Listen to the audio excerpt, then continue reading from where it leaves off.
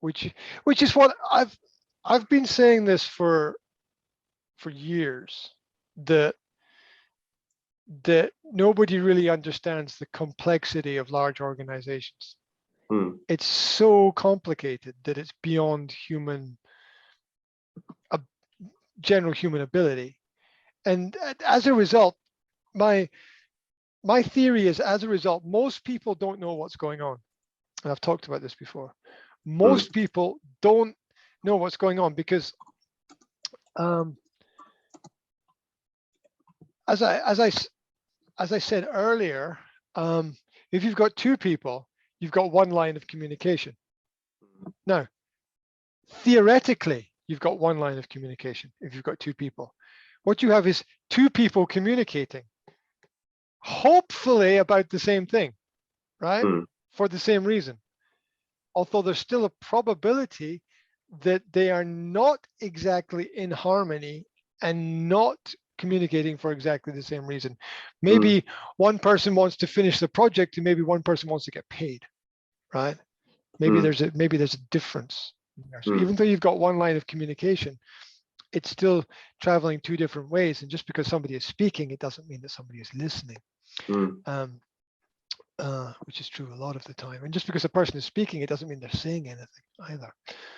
And so if you've got two people, you've got one line of communication. If you've got three people, you've got three lines of communication, theoretically, simplistically, theoretically, although there's really six because it's going both ways, right? And then if you've got four people, you've got six lines of communication, which theoretically, basically six, which is really 12 again, because it's going both ways. And then you've got five people, you've got 10 lines of communication, six people, you've got 15 lines of communication, and so on. Now, let's say you are managing a team of 10 people, yeah, which is common in mid-sized companies, even larger companies. So you're managing a team of 10 people. Well, what you're doing is you're managing 45 basic lines of communication.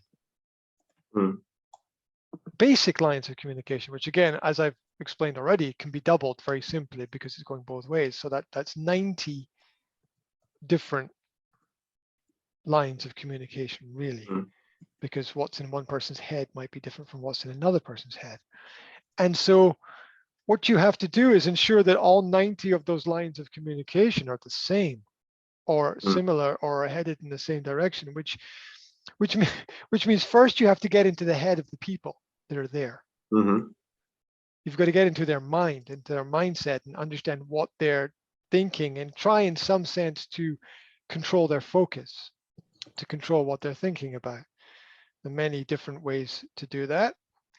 Some companies do it with extended training. Some companies do it with extra weekend activities. Some companies do it by organizing meetings with food and alcohol in order to get everybody on the same page,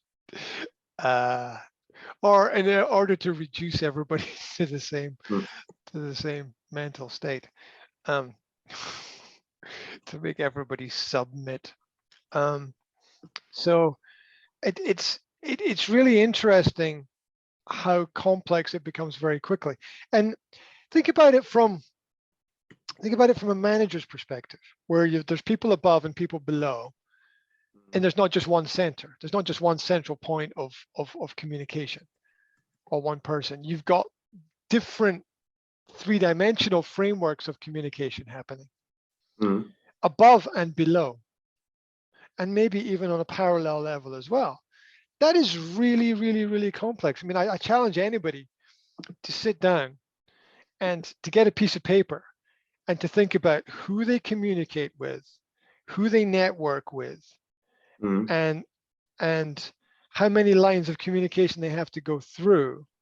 And I guarantee you there'll be people you forget about because it's so complicated that you forget about a lot of stuff. If we do it naturally, our brain just dumps information because it's not useful at the time. And then think about the fact that the people we're communicating with have got a similar problem. Yeah. So if we look at the 10 lines of people, 45 basic, 10 people, 45 basic lines of communication, which is really 90. Mhm.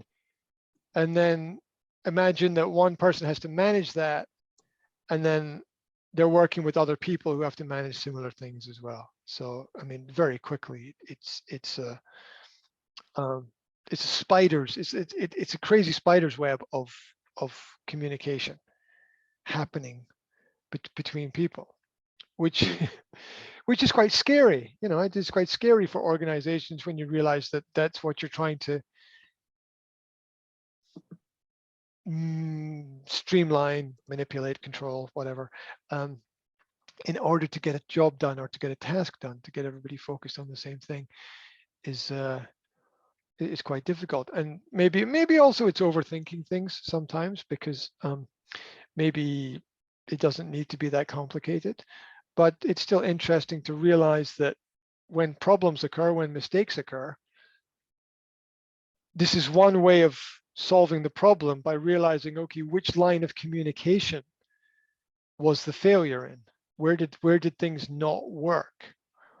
And you can even trace things to specific people.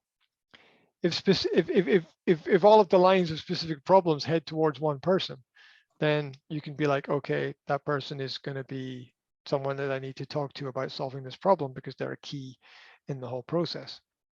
So, and I've always said that small teams work better than large teams. Think about military, right? You've got your Navy SEAL teams, yeah, and your special forces units, small groups of people, right? Small groups of people. I'm not sure how many is standard. I don't know, 4, 5, 6 people, each with their area of specification that they're good at, that they're an expert in, and that's enough to get the job done, because more people would make it too complicated, and the left hand wouldn't know what the right hand was doing.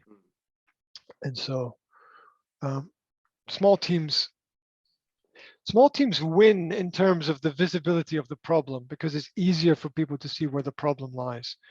As companies grow and get bigger, and their networks increase, and communication increases, because business is about networking, and networking is communication, and you want to reach out and connect with more people, and the moment you connect with more people, things instantly become more complicated. It is it's necessary to, at certain points in time, to simplify everything, so that that you have a clear idea of what's going on. And maybe the triangle is good. Maybe you want to be like the Three Musketeers, yeah, and have those skills that that work together. Maybe you want to be the Three Musketeers plus D'Artagnan, yeah, you know, a wild card who can do things, and maybe who is less standardized or controlled. Maybe do the crazy things, yeah. Because if you think about, here's an example. If you think about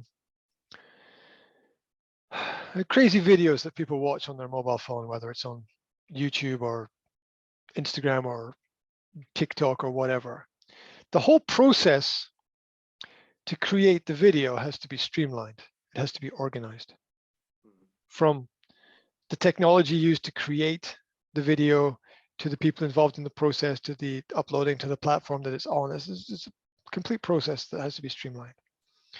But the person who does the activity that is filmed is completely out of control. They're the wild card. You know, the guy on the skateboard doing the 5 flips, or the mountain bike, or I've watched a couple of videos recently of people kite surfing, yeah, which is, in my opinion, the most mad thing I've ever seen in my life.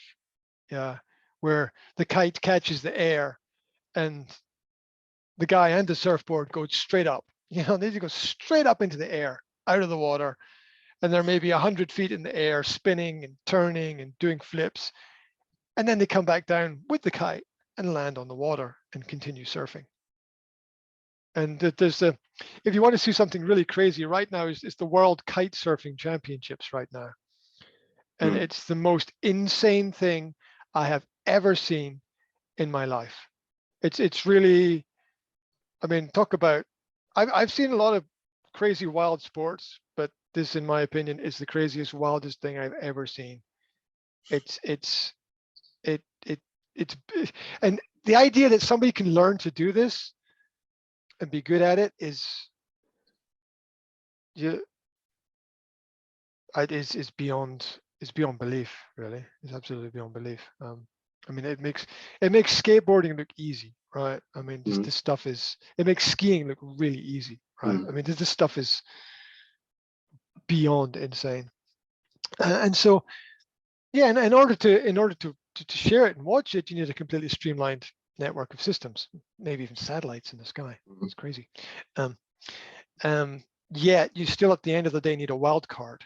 You need the D'Artagnan, who's the person performing the activities and who's completely out of control and prepared to experiment, in order to have something to share with people. So as much as the lines of communication and the fixed frameworks are important, you still need the wild card at the end of the day. You need the, who's a Scottish mountain biking guy who does things with Red Bull? Danny McCaskill, yeah, is like the most famous mountain biker in the world. This is crazy Scottish guy who does all these tricks for Red Bull and makes films and things. And in order for everything to exist, you need the crazy person. You need Danny McCaskill. In order for everything to exist, you need a madman. Yeah. And because you have a madman, you can build bikes and sell bikes and have sponsorship and travel the world and organize events and sell Red Bull, which is kind of interesting, because you have to wonder about, can selling a can of Red Bull actually fund all of these promotions? Like, can you run a Formula One team selling Red Bull? It's a very, I'd like to see the economics of that. I'm pretty sure that selling cans of Red Bull has got very little to do with running a Formula One team, but maybe I'm wrong. Maybe I'm wrong. So anyway, that's the small teams win and you need crazy people speech.